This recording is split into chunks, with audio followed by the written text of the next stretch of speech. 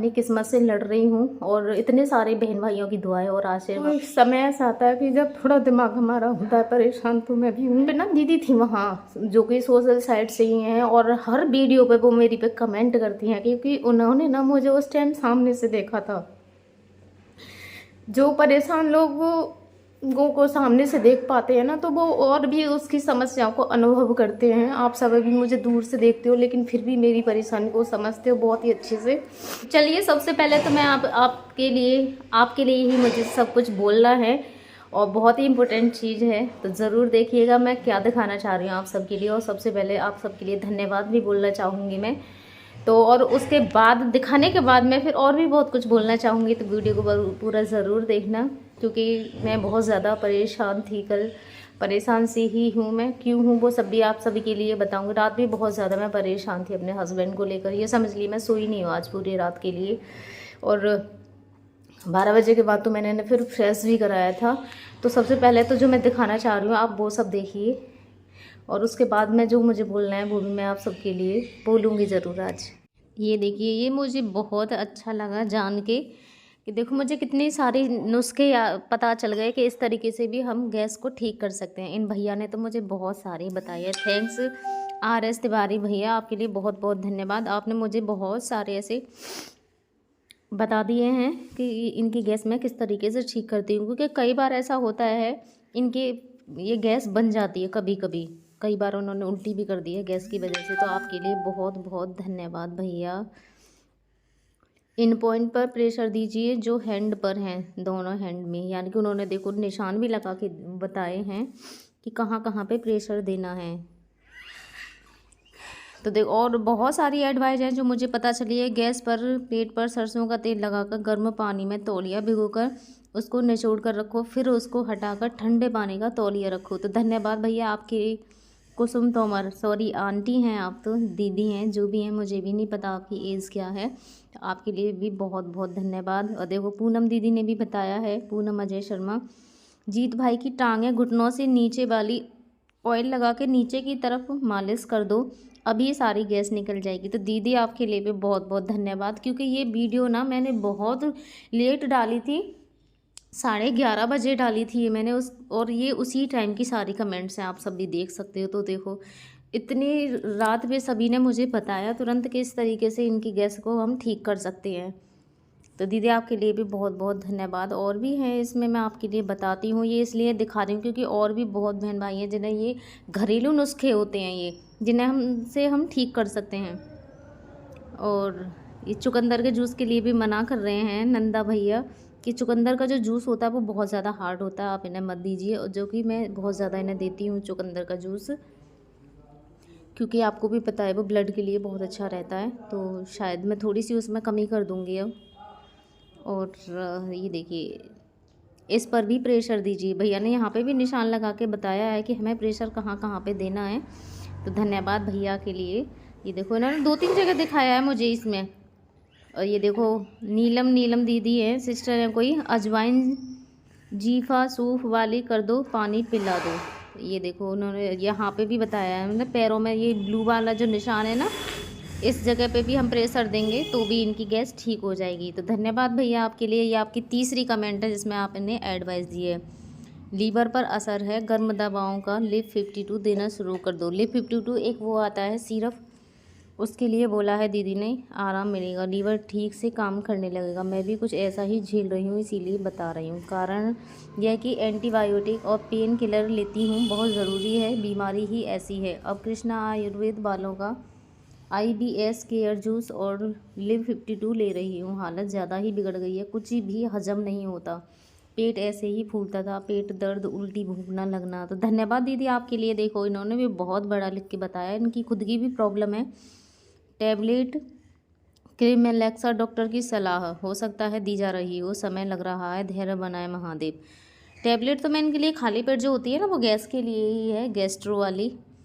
तो बहुत सारी हैं, तो देखो कितनी सारी कमेंट्स हैं जिसमें बताया है। ये क्या है, चूहे की मुस्लिम लेकर गर्म पानी में डुबो के पेट पर लगा कर दो, ये मैं समझ नहीं पाई। चूहे की ये मुझे थोड़ी कमेंट समझ में नहीं आ रही है पानी में।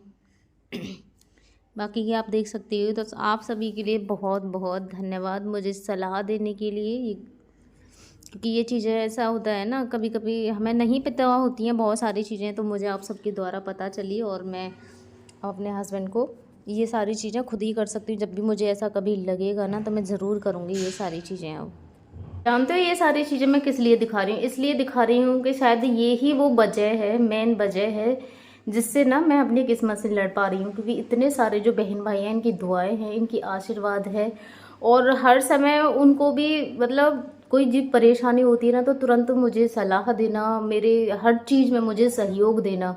तो यही चीज़ है कि मैं अपनी किस्मत से लड़ रही हूँ, और इतने सारे बहन भाइयों की दुआएं और आशीर्वाद हैं तो मैं बता नहीं सकती। क्योंकि कभी कभी ना मैं बहुत ज़्यादा परेशान होती हूँ। इस समय भी बोलते हैं ना, कुछ समय ऐसा आता है, कोई कोई समय ऐसा आता है कि जब थोड़ा दिमाग हमारा होता है परेशान, तो मैं भी हूँ। पिछली बार भी ना मैं हॉस्पिटल में थी इस टाइम पे, आप सबने नहीं देखा होगा।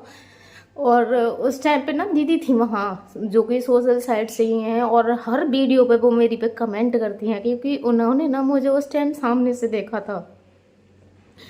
जो परेशान लोगों को सामने से देख पाते हैं ना, तो वो और भी उसकी समस्याओं को अनुभव करते हैं। आप सब भी मुझे दूर से देखते हो, लेकिन फिर भी मेरी परेशानी को समझते हो बहुत ही अच्छे से, कि मैं कितनी परेशान हूँ ना, कि मैं खुश रहती हूँ ज़्यादातर। आप सबने देखा होगा, ऐसा नहीं है कि कभी कभी होता है भाई, मैं ये नहीं कहूँगी, लेकिन ज़्यादातर आपने मुझे खुश देखा होगा। खासकर मैं अपने हस्बैंड के सामने तो खुश ही रहती हूँ। कभी कभी मेरा मन होता है कि मैं इनके पास बैठ के रहूँ और इन्हें बताऊँ, ऐसा होता है। तो पिछली बार भी ऐसा ही कुछ था ना, तो उस समय मेरा हस्बैंड हॉस्पिटल में थे और मैं बहुत ज़्यादा परेशान थी वहाँ पे।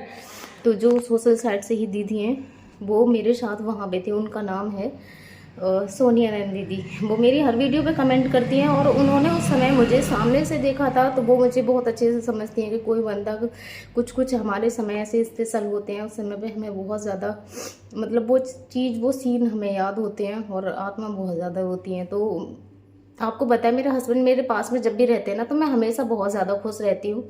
कोई प्रॉब्लम नहीं होती है मुझे, मैं आराम से करती रहती हूँ, नो प्रॉब्लम।